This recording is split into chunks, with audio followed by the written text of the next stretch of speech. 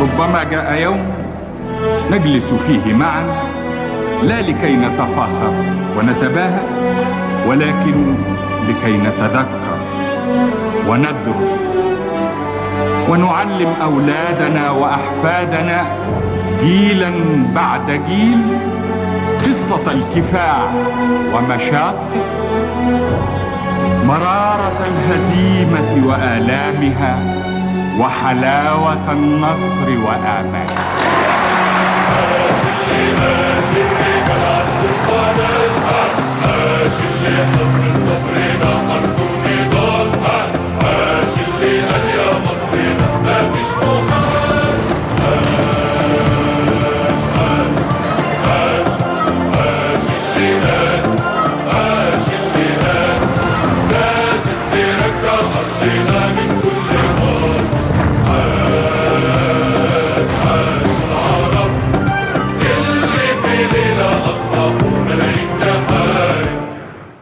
تحية واجبة للزعيم الراحل محمد أنور السادات بطل الحرب والسلام.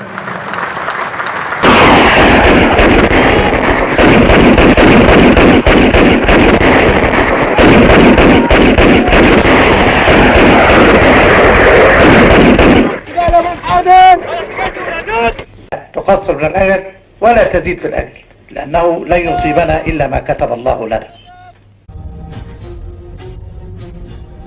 صواريخنا المصرية العربية عابرة سيناء من طراز ظافر موجودة الآن على قواعده، مستعدة للانطلاق بإشارة واحدة إلى أعماق الأعماق في إسرائيل. لكننا بعون الله قادرون بعد الكلمة وبعد التنبيه وبعد التحذير أن نوجه الضربة بأمر من الله.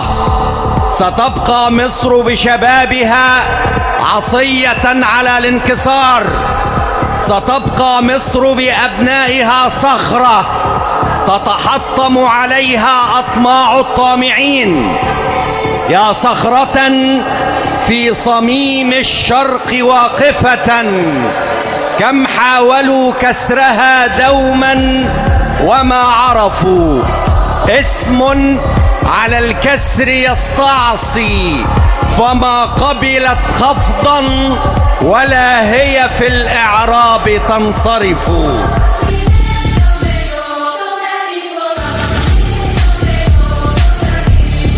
وأقول العين بالعين والسن بالسن والعمق بالعمق. شعب مصر العظيم، أيها الشعب الأبي الكريم، إن رسالة السادات لكم كانت واضحة، كتبها بدمائه التي روت تراب مصر المقدس، وجوهرها أن مصر تعلو ولا يعلى عليها.